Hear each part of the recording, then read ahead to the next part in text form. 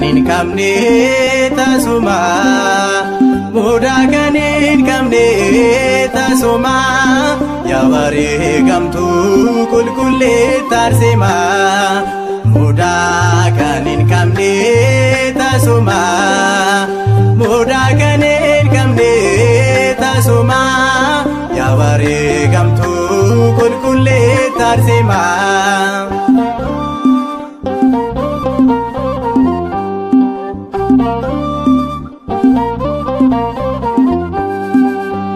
Damma faana roobee mormi keessi citee bishaanii fi dhiigaa waliin makatee garraamummaa keessoo kanaan ibsama yaa wareegamtuu qulqulleetta Arseema. Seelaananii kan amaananii torbaatamaa ol baay'inni isaanii mudaa kan hin qabne tasuma mudaa kan hin qabne tasuma yaa wareegamtuu qulqulleetta Arseema.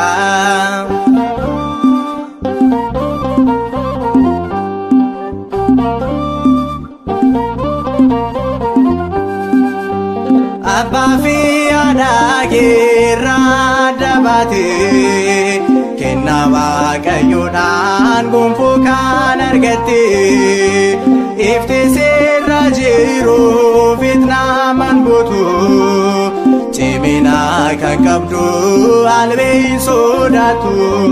Seelaananii kan amaananii torbaatamaa ol baay'inni isaanii mudaa kan hin qabne tasuma mudaa kan hin qabne tasuma yaa wareegamtuu qulqulleetta Arseema.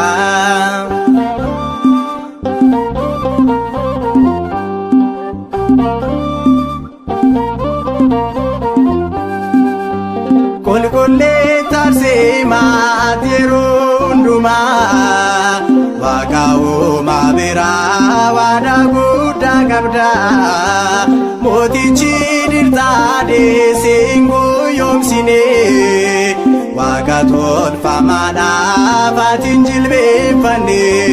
Seelaananii kan amaananii torbaatamaa ol baay'inni isaanii mudaa kan hin qabne tasuma mudaa kan hin qabne tasuma yaa wareegamtuu qulqulleetta Arseema.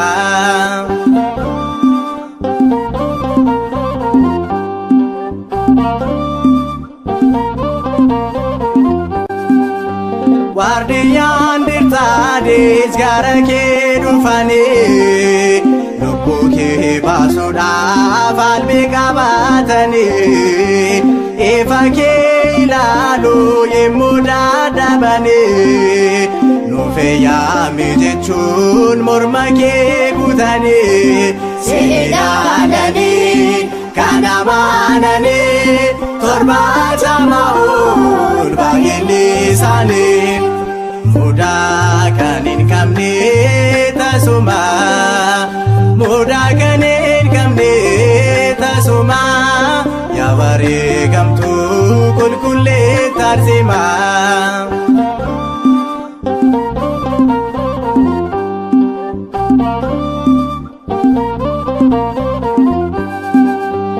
Afurri Waaqayyoo si golgee jiraate waadaa siif kenname nu gargaare ati mootummaa Waaqayyoof maaloo nu qopheesse qulqulleetta Arseema dukkanaa nuuf ibse. Seelaananii kan amaananii torbaatamaa ol baay'inni isaanii mudaa kan hin qabne tasuma mudaa kan hin qabne tasuma yaa wareegamtuu qulqulleetta Arseema mudaa kan hin qabne tasuma